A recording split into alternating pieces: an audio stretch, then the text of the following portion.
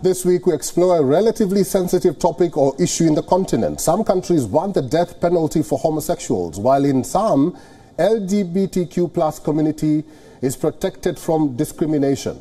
Africans are divided on the debate, saying it is a non-issue, while others want it to be considered or discussed as a matter of concern. Which approach is consistent with African history and culture? You will find out shortly. Welcome to World of Africa with me, Eric Njoka. Now, elites in the African continent, which include political, religious and community leaders, often claim that homosexual practices are an important Western evil. So many cases are triggering heated debates around gay rights on the African continent, where homosexuality has become a decisive issue. So why is Africa such a difficult place for the LGBTQ plus community? Scholars say there are many reasons, which include colonial laws and religious morality. But is that the only reason? This week we spotlight on this sensitive societal topic that has been making headlines recently. In January this year, Edwin Chiloba, a 25-year-old Kenyan fashion designer and a model, was found dead by the side of a road outside the Rift Valley town of Eldoret in western Kenya.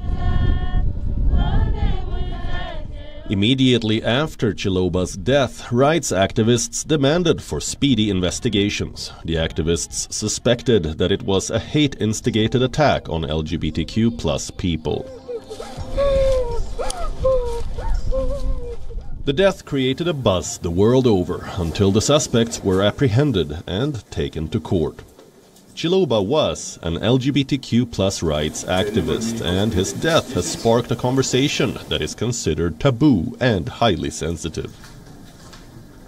Fast forward to months later, a ruling by Kenya's Supreme Court allowing registration of LGBTQ associations was hailed as a step forward in gay rights.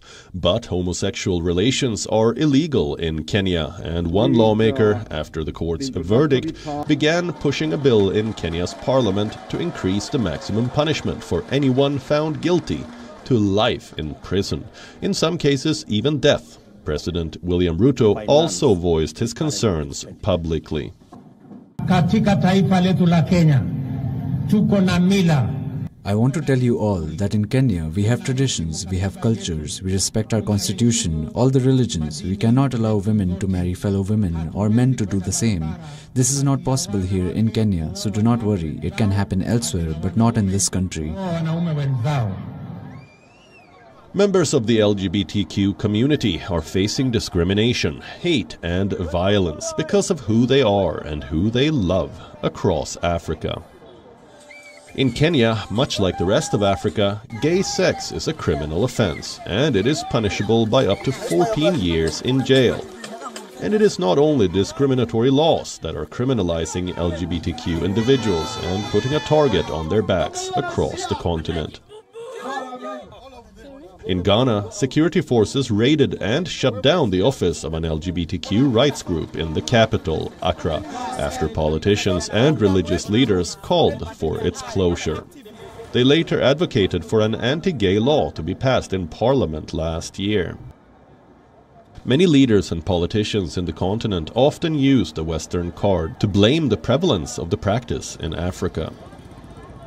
This is a very nuanced debate. It's important that people do speak out internationally in support of marginalized communities within Africa. But at the same time, we need to do everything we can to support African LGBTQ plus campaigners so that they can counteract that narrative. Uganda went further with a new anti-homosexuality bill that was introduced in Parliament. It proposes new penalties for same-sex relations. The bill is being sent to the committee for scrutiny before it will be debated in the Parliament. But when you speak to the individual MPs, they will tell you that across the country there is an outcry of homosexual-related issues, recruitment, promotion in schools, our children are being recruited into this immoral act, and there is public concern. But why is there so much dissent in the continent towards the LGBTQ communities? And what are the dangers or repercussions if governments push ahead with criminalizing gay sex or relationships? When LGBTQ plus people are criminalized, there are very clear dangers in that they can be targeted by the authorities. So that is a real problem. They can face imprisonment, and the laws in Uganda are particularly draconian. But there are also other aspects that we need to bear in mind.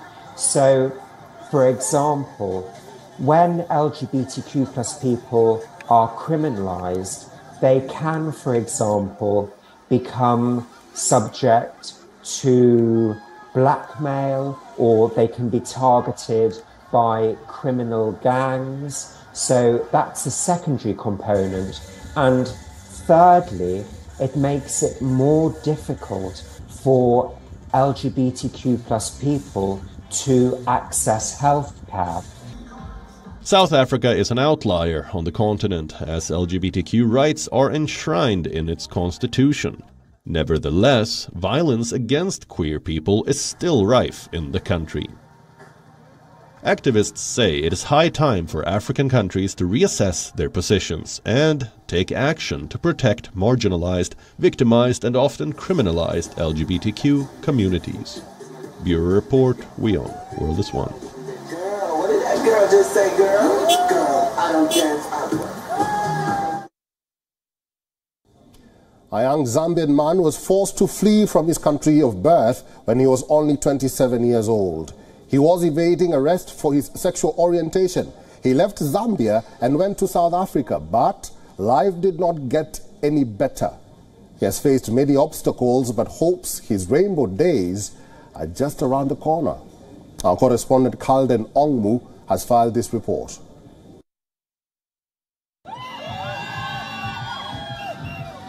This is Arnold Malaisho.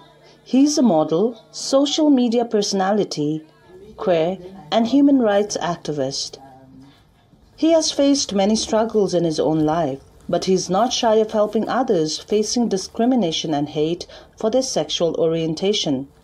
He was born in Zambia, but was forced to flee his home country. Being queer is not it's unacceptable in Zambia. I started receiving threats. I left at a time that the police wanted to come catch me. They were coming to catch me, such that my face was all over social media, all over TV and all over Zambian newspapers looking for me. That's when I left. Being queer in Zambia is punishable by 10 to 14 years in prison, and I was about to be sent to prison, so I had no choice but to come to South Africa.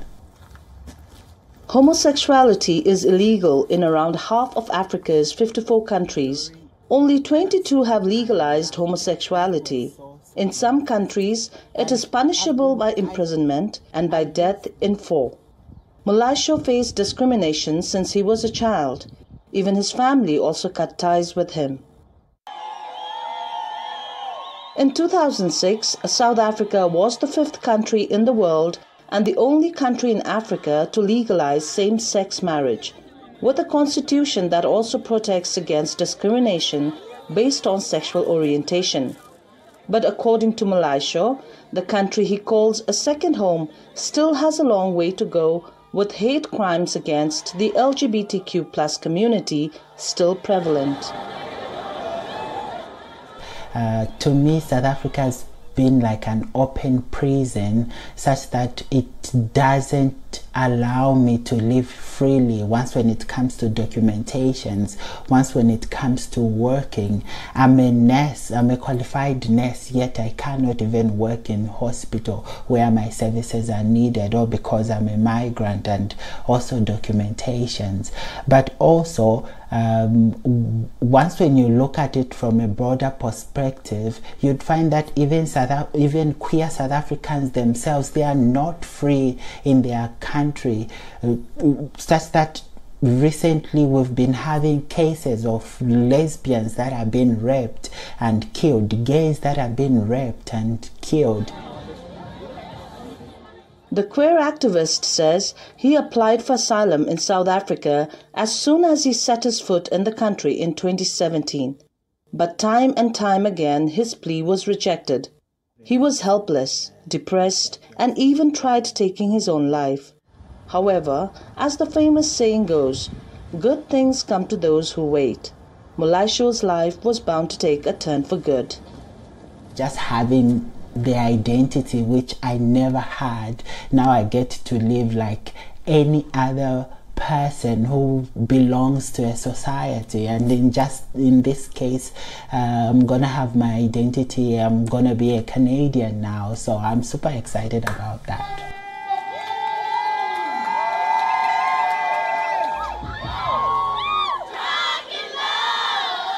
Among 84 million people who are currently forcibly displaced worldwide, LGBT persons are particularly vulnerable and marginalized. Arnold may have faced major challenges most of his life, but he is confident that he has now found a safe haven. This is Cullen Olmo from Durban, South Africa. For WION, World is One. Their stories are inspiring. They are committed to solving problems within their communities. They have launched and built businesses from the ground up and leaving incredible contributions to the tech world.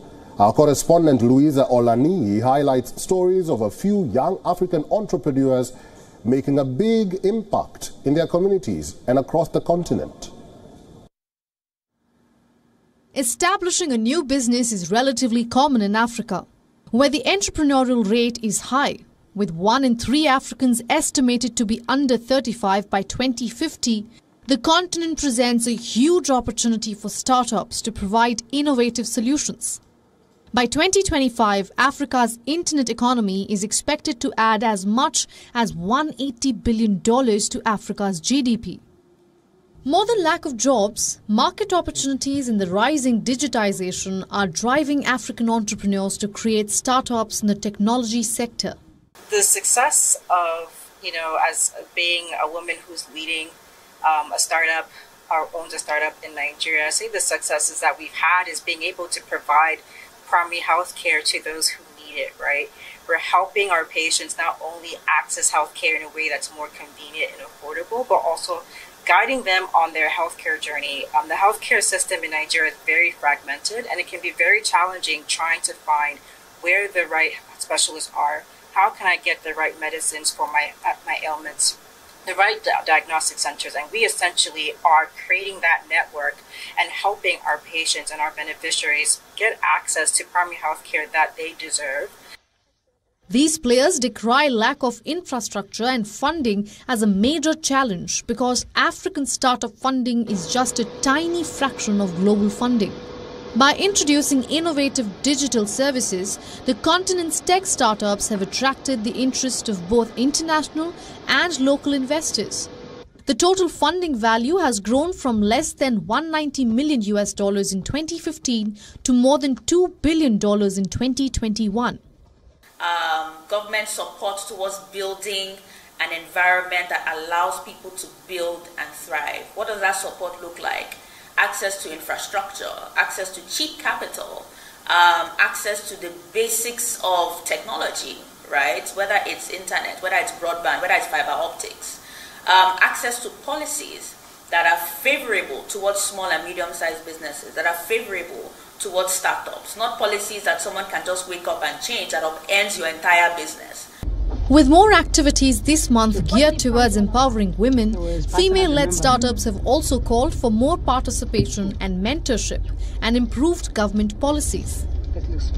Opportunities are there for women to be able to innovate. And one interesting thing that I've seen, I've not met any woman entrepreneur in the tech space or just entrepreneurship who starts a business and the business is average. All of them are excellent.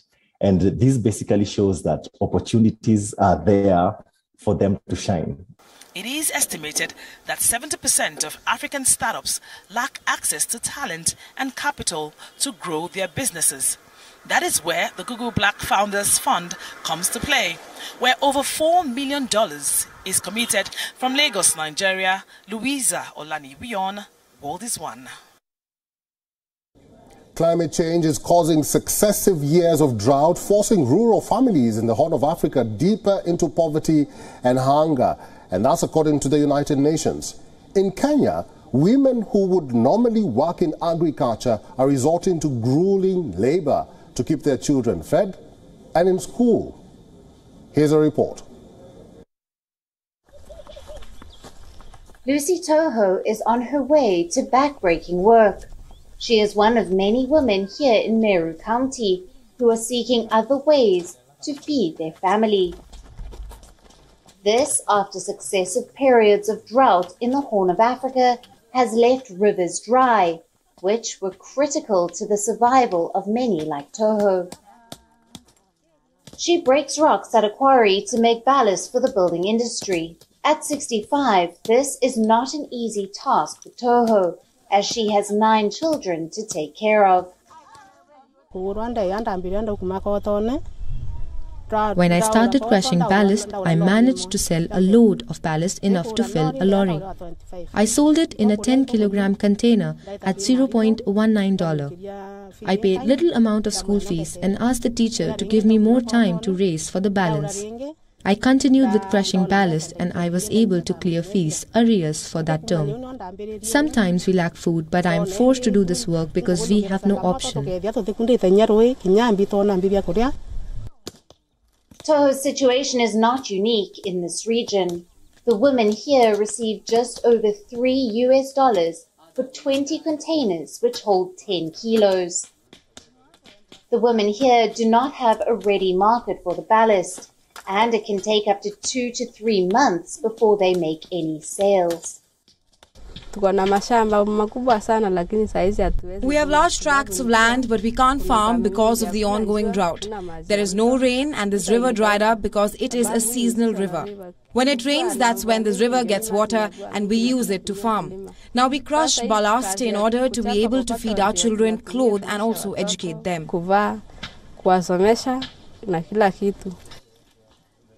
According to the World Food Programme, there are already 22 million people in the Horn of Africa who are acutely food insecure because of 3 consecutive years of low or no rainfall. The UN body says over 5 million children in Somalia, Ethiopia and Kenya are acutely malnourished. In Kenya alone, nearly 1 million children under 5 years as well as pregnant or breastfeeding women, are acutely malnourished. So the question is, to what extent are these policies put in practice so that our women can be able to benefit in a more economic way and also their socioeconomic status is improved? The number of women in the making of ballast, or kokoto in Swahili, equals that of men, with most casual laborers doing it as their main source of income. Bureau Report, WION, World is One.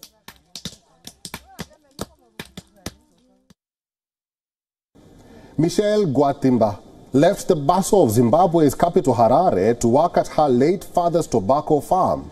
Today, she mostly employs women, any of whom have survived gender-based violence.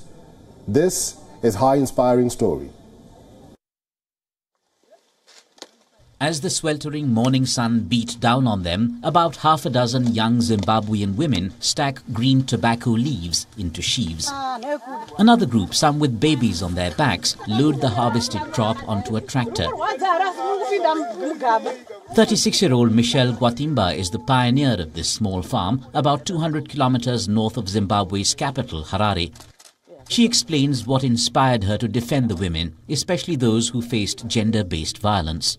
we realized that in the settlements around the farm, where we get most of our staff, there was a lot of GBV. We'd be hearing a lot of stories. There was a lot of women who would then come to us asking for food or for shelter or somewhere to run away from. Because I don't know, an idle mind, you know, is the devil's workshop. So we ended up just employing all of these women until we then came, my team and I came up with a strategy that says in every project that we do, either it's tobacco, either it's the soya beans, maize, whatever we're doing here, we try our very best to make sure that the staff complement is at least 75%, and the 25% is the men for the heavy lifting. In 2019, Gwatemba took to farming after leaving a lucrative job in Harare as an IT professional. Being one of few women in the tobacco industry was intimidating, yet it was rewarding at the same moment. The rise of women in Zimbabwe's tobacco farming industry has been great in improving the quality and quantity of the crop. Zimbabwe is witnessing a new wave of young farmers taking up tobacco farming after over 2 decades since the chaotic land reform program that dispossessed thousands of white commercial farmers. Tobacco is one of Zimbabwe's biggest cash crops. It constituted about 12% of the southern African country's total exports in January.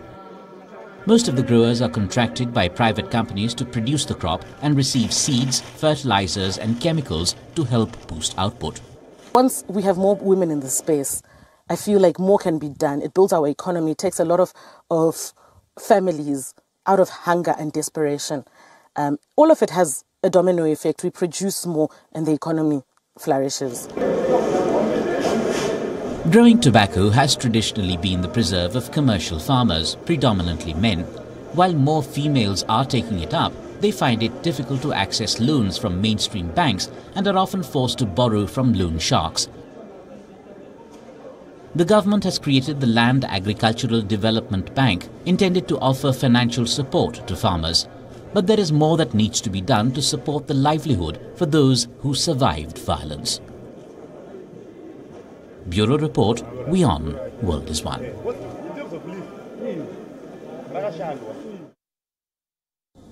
And it's a wrap on this week's episode of Wild of Africa. Thank you for watching. Talk to us on all our social media platforms. We always appreciate feedback. I'm Eric Njoka. I will see you next week.